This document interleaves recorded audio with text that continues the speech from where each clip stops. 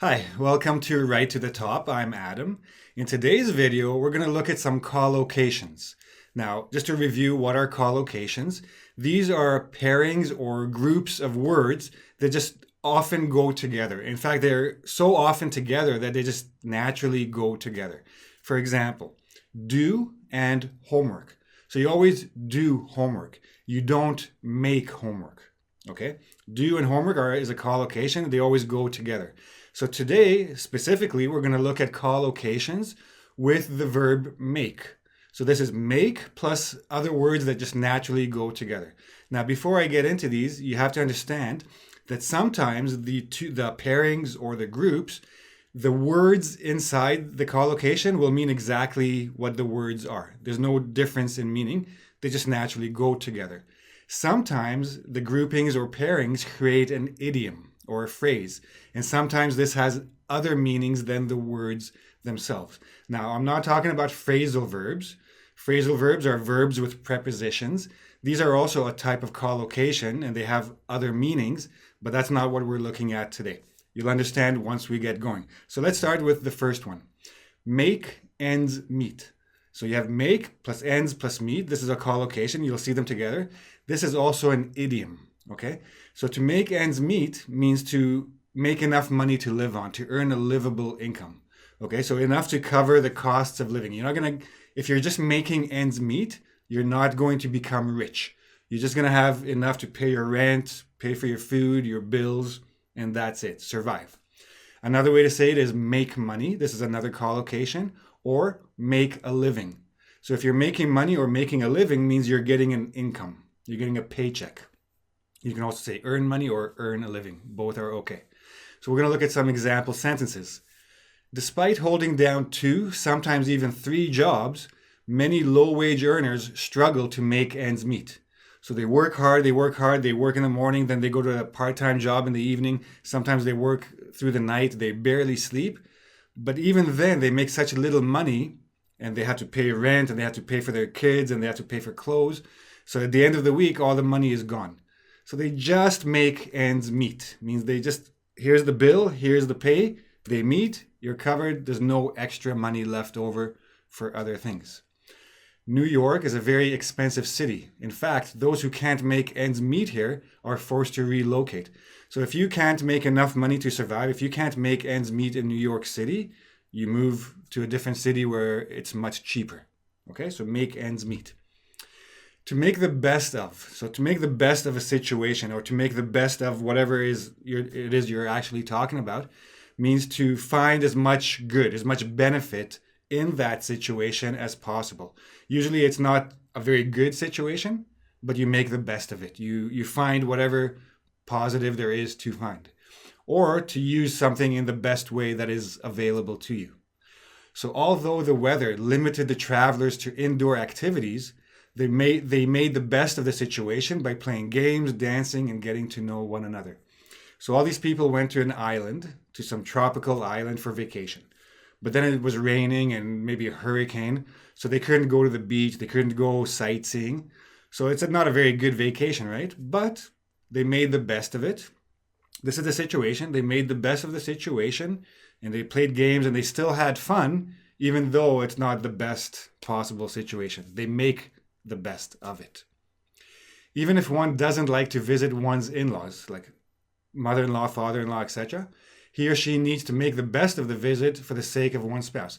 Even though you don't like to go to visit your mother-in-law's house, go and try to have as good a time as you can. Try to find as positive, make the situation as positive as possible for your wife's sake, for your husband's sake, etc. Okay? So to make the best of. Make, do. Now this one always confuses people because here do is a verb and you have make as a verb. Make, do. Here we're using do like a noun. Basically it means to manage or get by or get along with, survive with what is available. You need more, but you don't have more. So you take what you do have and you make do with it. It has to be enough.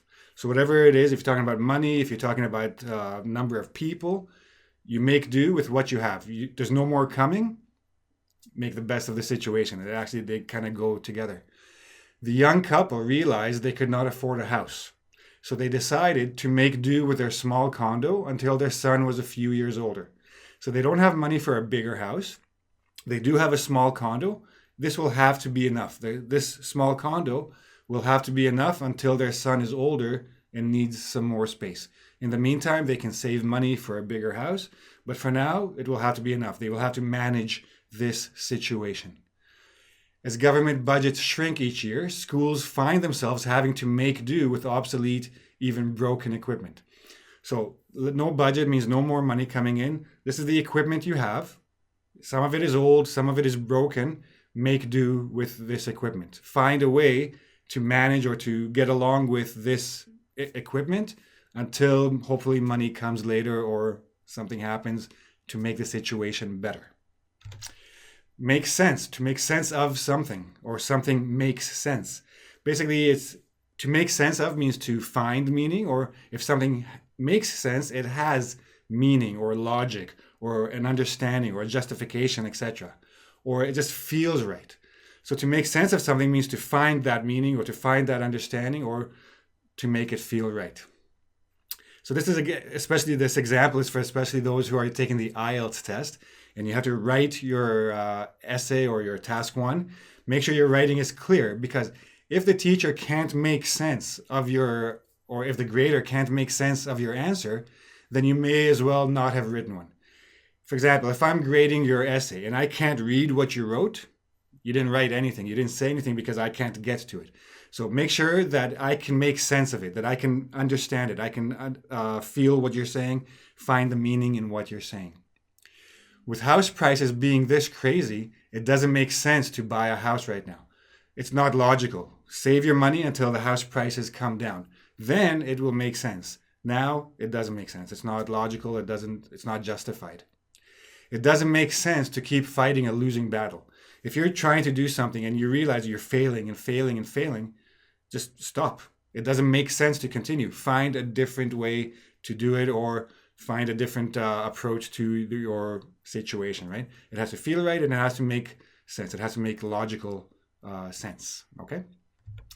Make noise. Now, when you go to a sporting event like a hockey game or a basketball game, and on the big jumbotron they'll say, make noise. That means make noise, like clap and cheer and yell for your team. But make noise also has an idiomatic meaning. It means to complain. So if you're going to make noise about something, it means you're going to complain about it. Or you're just going to talk about something really loud to get attention, although you're not going to actually do anything about it. There's no action involved. So every 4 years or so, leading politicians make noise in the media about the plight of the poor. But as soon as elections are over, so are their displays of concern. So every 4 years, the politicians say, yes, I'm going to fight for the average person on the street. I'm going to help the poor people rise up. I'm going to work, work, work. And they do it very loudly so everybody notices them and hears them. Elections are over. Poor people? Oh, what poor people? I don't know any poor people. And they move on to the next, wait for the next election 4 years down the road. Okay? The company agreed to double the staffer's severance package if she agreed to leave without making any noise. So the company said, okay, if you leave now, we'll give you a severance package. It means when a company fires somebody or lets them go, they give them enough money, like maybe 2 or 3 months worth of salary, until they find their next job. So the company said, we'll give you double that package if you go without making any complaints, without attracting any attention. Just go quietly. Don't make any noise. Bye-bye. Okay? So make noise. Another collocation. To make fun of. When you make fun of somebody, then you're laughing at them, essentially, or you're ridiculing, insulting, or belittling somebody, right? It doesn't have to be a person. You can make fun of something or some place, etc. Timmy didn't want to go back to school because some of the other kids made fun of him because of his weight. So Timmy's a little bit chubby, and some of the other kids were making fun of him, calling him names or whatever. Before he became rich and powerful, Steve Jobs faced many prospective investors who made fun of his ideas. So he told them about fonts and all kinds of user-friendly programs. And the investors, no, that's not going to work. That's stupid. People are never going to buy that. And they made fun of his ideas. You could say they were making fun of him because they're his ideas, but you can make fun of the ideas. You can make fun of the person. Belittle, insult, laugh at. Now, to make fun of is to like ridicule and laugh at. To make little of something or to make light of something means just to downplay it, not make it as big a deal as it might seem to somebody else, right? So to reduce the significance or impact of. So when you make light of something, you don't take it too seriously. The opposite is to make much of something or to make too much of something, to exaggerate it or to indulge in a person's feelings, ideas, etc. So many psychologists warn parents never to make light of their children's perceived hurts, as this will lead them to hide future problems. If your child tells you that he or she is hurt or sad or upset about something, don't make it like it's nothing serious. Listen, pay attention, try to help them understand the situation.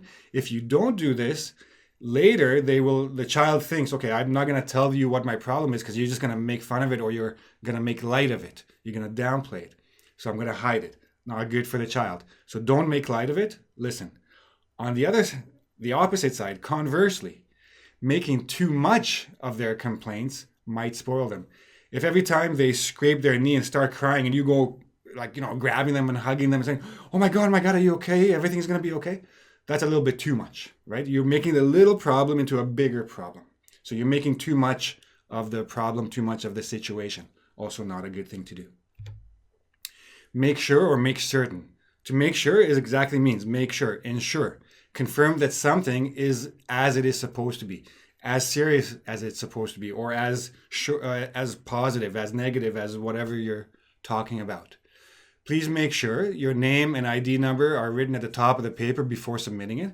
So even though you think you did it, just look again, see it's there, submit your paper. Make sure it's all there. Before you say anything to the press, make sure you've thought it through and actually mean it. So you're about to talk to the media. Once you talk to them, the whole world will see it. Make sure or confirm in your mind that you know what you're going to say, you want to say it, and then go ahead and say it, and then you're face the consequences, whatever they may be. Make space, make room, make way. That's exactly what it means. Make space, create a physical space, but it could also be ideological. It could also be an idea. Make space in terms of an idea for something or someone to fit in or through. The manager asks some staff to work on the weekend to clean the plant to make room for the new equipment. So new equipment is coming. It's big equipment. We need some actual physical space. I can say make room, make space, make way in this sentence. All of them work, like actual space. The veteran campaigner decided to retire and make way for a new generation of leaders. So here, make way doesn't mean like physical way. He's not a big guy. He's not taking up space. And the whole generation needs that little space. He's getting out of the way so somebody else can become a leader. So he's creating an ideological space, an ideological environment for somebody else to come in. Now, similar, but sometimes people get confused, make headway. Make headway and make way are not the same thing. Make headway is make progress or to progress, advance. The researchers are making headway with the new technology, okay? They're making progress. Make waves. Now this one, you could, like make waves, like physically, but in a more idiomatic meaning, it means to cause trouble or to disturb a situation, to disturb the status quo. So everything is smooth, everything is flat and quiet. If you're making waves, you're disturbing that status quo. You're disturbing that quiet. Generally, this means in a negative way. If you're making waves, you're doing something negative. You're drawing negative attention to you. But sometimes making waves can also be a positive. All you're doing is creating an impression. So if you make waves somewhere, that means you're getting attention. Could be good, could be bad. Now, I put as a side note here, make waves, and another idiom that essentially means the same thing is rock the boat. So if you don't want to cause any trouble, don't rock the boat. When you rock the boat, like imagine you're on a boat with some people. If you're rocking it, eventually everything tips over and you fall in the water. Not a good situation. Don't make waves, don't rock the boat. Young people are often afraid to make waves at their first job for fear of losing it and harming their resume. So when somebody gets their first job, they're not going to complain. They're not going to question their managers or their seniors or the supervisors.